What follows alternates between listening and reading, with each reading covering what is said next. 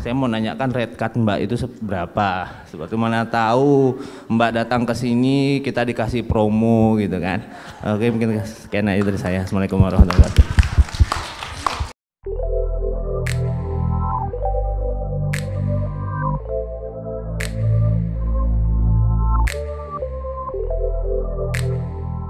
Ini mungkin buat yang khusus peserta FGD dapat kode promo ya, diskon berapa gitu. Ini tinggal DM ngasih tahu peserta FGD kuliner gitu. Apa? Tinggal DM gitu. Iya Mbak, saya peserta FGD kuliner, diskon dong untuk endorse-nya. Bisa juga ya kayak gitu. Nah, dorok-dok ini lagi viral banget ya emang ya Mas ya. Aku juga suka banget loh. Beneran, aku kalau makan biasanya satu kerupuk yang satu guling itu aku masukin ke dalam toples dan itu habis dalam seminggu. Luar biasa ya saya ini. Teman-teman udah pernah cobain dorok-dok gak? Itu enak banget emang. Semoga punyanya Masnya enak, nanti aku cobain juga. Ini Mbak, udah saya ada bawa sampelnya, silakan coba. Oke, mau banget Mas. Oke, nah jadi tadi pertanyaannya gimana ya intinya? Oh, angle foto. Angle iya. foto. Nah, angle foto untuk dorok-dok sendiri. Nah, dorok-dok ini sifatnya kan camilan ya, juga bisa sebagai pendamping makanan. Nah, mungkin Masnya tuh dikombinasi antara kayak ngefoto misalnya nih, Masnya udah ada tim fotografer sendiri nggak? Kalau untuk kuliner ini saya belum punya tim, kebetulan kuliner ini bisnis sampingan saya Mbak. Oke. Kalau fashion sendiri saya punya tim konten gitu. Kalau kuliner saya belum, masih saya outsource ke luar. Oke, I see. Nah mungkin Masnya nanti misalnya nih meluangkan satu hari untuk melakukan taking foto konten. Nah ini juga bisa dijadiin acuan ya buat teman-teman yang lain juga. Kalau saya saat menghandle Instagram salah satu restoran, itu biasanya saya meluangkan waktu satu hari tiap weekend buat taking foto. Misalnya ketika ada interaksi antara pengunjung atau foto detail makanannya. Jadi cukup satu hari aja, nah itu fotonya bisa dipakai buat 7 hari ke depan. Nah ini juga bisa dilakuin sama Masnya tadi ya. Misalnya sehari tadi ini Masnya ngelakuin foto minggu ini, foto untuk interaksi makanan. Misalnya ketika ada sambil photoshoot ya, misalnya dorok-dok tadi sebagai camilan saat di kantor ya udah, jadi misalnya ada laptop di depan, terus ada dorok-doknya sambil nyemil gitu. Atau misalnya di mobil juga bisa, lagi di mobil sambil nyemil dorok-dok. Intinya dorok-dok adalah teman makananmu setiap saat ini misalnya ya Mas ya. Jadi ya bisa di branding seperti itu. Terus misalnya dorok-dok sebagai pendamping makanan. Nah ini misalnya ada makanannya, terus ada dorok-doknya, misalnya kayak gitu. Ya gitu sih, sesuaikan aja. Nah untuk bagaimana biar jadi unik, nah misalnya tadi juga bisa jadi Masnya membuat konten makan dorok-dok sambil tiktokan, nah itu kan lucu banget dan unik banget, pasti interaksinya juga lebih tinggi. Ya itu sih Mas, kalau menurut saya ya, sepengetahuan saya juga. Nah untuk bagaimana cara menentukan jam posting yang tepat, kalau misalnya di Instagram business account, di bagian insight atau di bagian insight kalau nggak salah, itu tuh nanti di Instagram Masnya ada kayak bagian yang menunjukkan jam yang paling tinggi atau hari yang paling banyak followersnya aktif itu di jam berapa. Kalau kebanyakan ya di Instagram lain yang pernah saya tahu, kebanyakan itu di jam 6 sore karena mungkin udah selesai pulang kantor, waktunya leyeh-leyeh habis sholat maghrib. Nah itu jam 6 sore itu tinggi banget engagementnya. Gitu sih. Ya, ada pertanyaan lagi? Oke. Cukup Mas? Rate-nya belum dijawab. Rate-nya Mbak. Oh iya. Sempat nanya rate. Soalnya tadi di sana udah ada beberapa yang ini juga setuju juga menanyakan itu.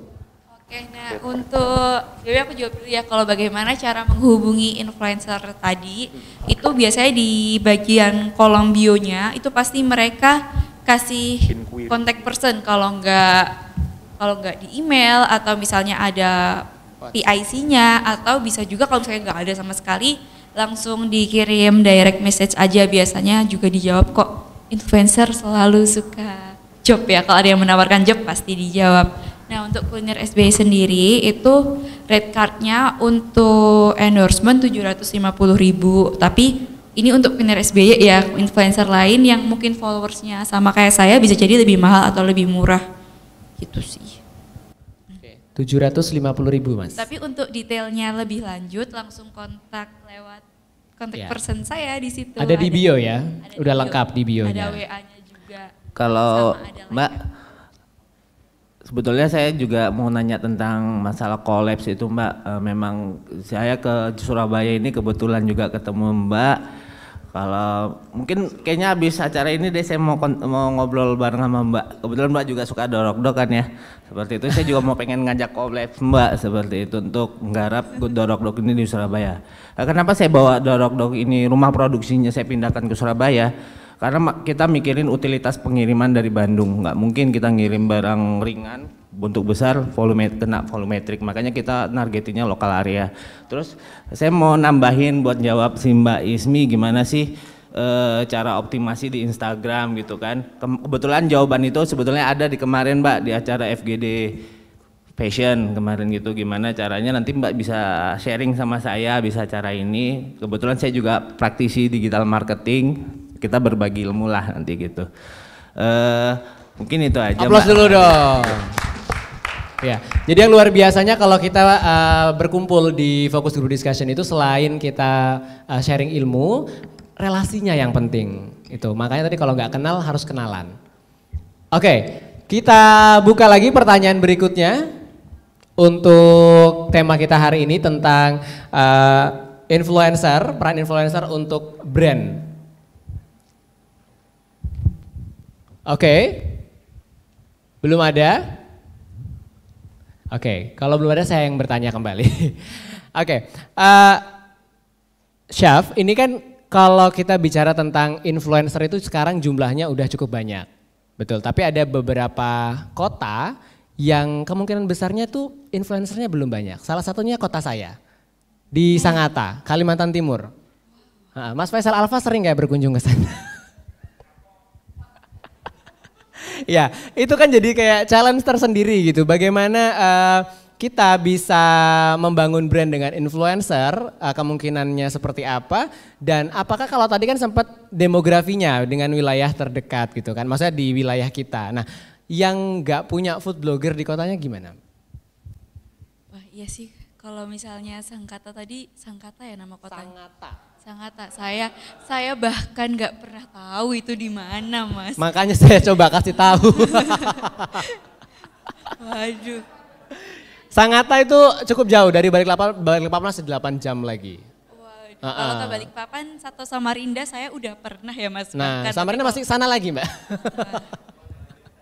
Jadi kalau ada yang merasa dari kampung, mohon maaf saya lebih kampung dari Anda. Enggak, Jepara masih terkenal kok. Instagram saya, aduh. Enggak, alhamdulillah enggak. Instagram saya @abdulaglion. Kulinernya Juragan Duren Sangatta. Iya. Followersnya belum banyak, makanya saya mau nanya ke Chef ini, gimana sih cara paling cepat? Tadi kan sempat diceritain, disenggol sedikit dari followersnya tuh 5.000. Iya bener ya? 5.000 terus bisa meningkat sedrastis itu sampai sekarang di 300.000. Maaf baru 1.000 doang followersnya. Berarti durennya ini dijual di kota Sangatta aja Mas? Iya saat ini masih di Sangatta ya. Makanya saya bilang sarannya masih UMK. Jadi, makanya saya agak ini gitu sama yang ada di sini miliarder semua udah pebisnis semua. Ini nggak bisa dikirim di luar kota? Dikirim bisa pakai box styrofoam, cuman jangkauannya 8 jam maksimal di luar dari freezer. Maksimal? Maksimal 12 jam. Oke. Jadi 12 jam. Tadi nyampe Balikpapan 8 jam kan? Masih Ya bisa udah, sebenarnya. Masih bisa berarti. Cari aja influencer yang di kota-kota besar, nggak ada salahnya. Justru orang-orang yang di kota besar tadi itu tuh biasanya mereka spendingnya lebih berani. Jadi mereka nggak takut buat ya. Ini cuma sepengetahuan aku aja ya, kayak orang Surabaya konsumtif banget masalah makanan. Apalagi makanan yang ngetren. Orang Surabaya tuh bisa minum boba tuh tiap hari. Dan mereka nggak sayang sama duitnya. Ini bener loh dan kenyataan. Buktinya Koi, Kokumi nggak pernah ada yang sepi. Ya kan? Nah, makanya tadi aku bilang orang kota itu biasanya lebih berani spendingnya. Apalagi buat yang di Kalimantan kan mereka emang terbiasa dengan biaya hidup yang lebih tinggi. Betul. Nah berarti ya masnya boleh cari influencer yang di Balikpapan atau di Samarinda, nggak ada salahnya. Oke, siap. Misalnya di Sangatta bener-bener nggak ada nih, udah dicari-cari nggak ada.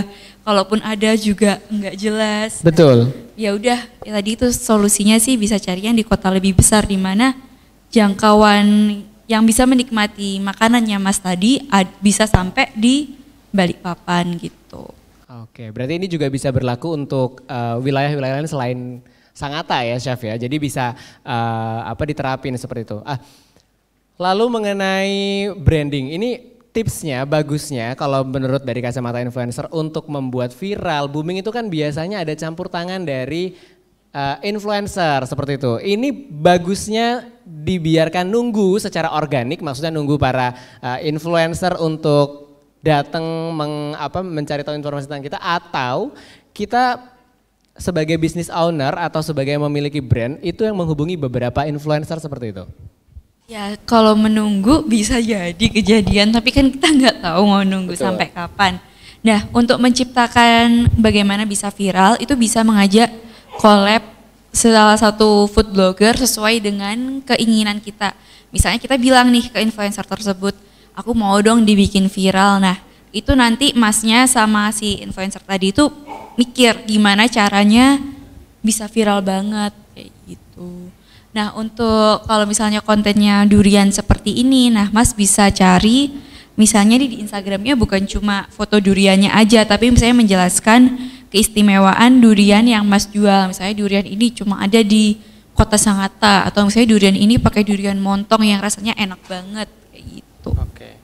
Cari ditulis keistimewaannya, terus foto-fotonya itu dibuat semenarik mungkin, setempting mungkin.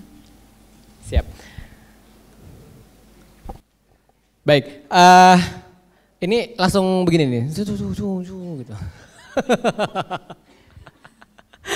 Oke, kembali untuk membangun brand kuliner. Ini tadi sempat ada pertanyaan, ternyata juga ada pemain baru, maksudnya dia masih memulai. Nah, kalau menurut chef sebagai food blogger, sebenarnya langkah pertama untuk membuat brand ini dikenal atau istilahnya membangun gitu ya, membangun brandnya, karena kan nggak semua brand itu baru mulai bisa langsung up gitu, bisa langsung melejit. Tahap awal yang bisa ditempuh atau setelah tahap-tahapannya lebih tepatnya. Jadi nggak cuma tahap awal aja, tapi bagaimana tahapan-tahapan untuk membangun brand menurut chef sebagai food blogger. Jadi tahapan awalnya itu sebenarnya, jadi kalian buat dulu nih produknya, misalnya produknya adalah ayam geprek. Nah, ayam geprek ini kalian bisa cobain dulu ke teman-teman terdekat atau keluarga-keluarga terdekat buat dikirimin tester.